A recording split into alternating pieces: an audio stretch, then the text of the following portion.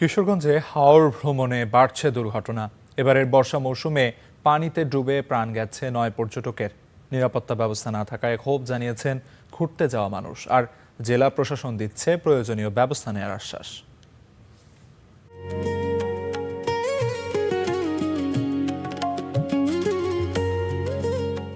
বর্ষায় পানিতে টইটুম্বুর হাওর, সাথে বিশাল জলরাশির সৌন্দর্য। তাই তো প্রতিদিনই পর্যটকদের ভিড় কিশোরগঞ্জে।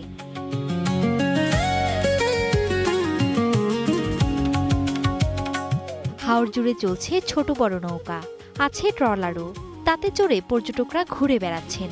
কেউ কেউ হাওরের জলে গা ভিজিয়ে খুঁজছেন প্রশান্তি। তবে এই আনন্দের মাঝেও বিষাদ, মাঝে মধ্যেই ঘটছে দুর্ঘটনা। পানির স্রোতে একজনকে আমাদের সাথী ভাইকে নিয়ে গেছে গা মাঝখানে। এরকম কোনো সাইনবোর্ড বা লিখিত বা কোনো নিশানও নাই। সাঁতার না জানলেও তারা নামার জন্য করে, তখন আমরা বলি যে লাইফ জ্যাকেট, এবং সাঁতার না জানলে যেন স্রোতের মাঝে যেন না নামে।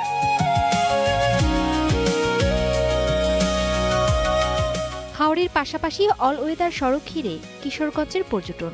তবে নিরাপত্তায় নেই কোনো ধরনের ব্যবস্থা। নৌকা ভাড়া নিয়েও আছে বিড়ম্বনা, নেই শৌচাগারের ব্যবস্থাও। এতে ক্ষুব্ধ পর্যটকরা। ভাড়া নিয়ে যে সংকোচটার মধ্যে পড়ি, জামালার মধ্যে পড়ি, এটা আসলে বিষয়টা হচ্ছে কি, সরকার থেকে নির্দিষ্ট করে দেওয়ার দরকার ছিল। গোসল করা শেষে আমাদের যদি একটা স্পট থাকে যেখানে আপনার শৌচাগার এবং কাপড় পরিবর্তনের কোনো প্লেস থাকে, তবে আমাদের জন্য এটা ভালো হয়। পর্যটকদের সেবা নিশ্চিতে ব্যবস্থা নেওয়ার আশ্বাস দিয়েছেন জেলা প্রশাসক। পাশাপাশি বিপজ্জনক স্থানে সতর্কতামূলক সাইনবোর্ড স্থাপনের কথাও জানালেন তিনি। যানগুলোতে আমাদের একটা ভাড়া যে নির্ধারণ করা, সেটা আমাদের উপজেলা প্রশাসনকে বলে দিয়েছি যে এটা যেন অবশ্যই ভাড়াটা নির্ধারণ করে দেওয়া হয়। ঝুঁকিপূর্ণ পয়েন্টগুলো ইউনোদেরকে বলেছে লাল ফ্ল্যাগের মাধ্যমে পয়েন্ট আউট করে দেওয়ার জন্য, এবং পাশাপাশি তারা যেন একটু মাইকিং করে মানুষজনকে সচেতন করে যে হাওরের এই পয়েন্টগুলোতে যেন মানুষজন পানিতে না নামে।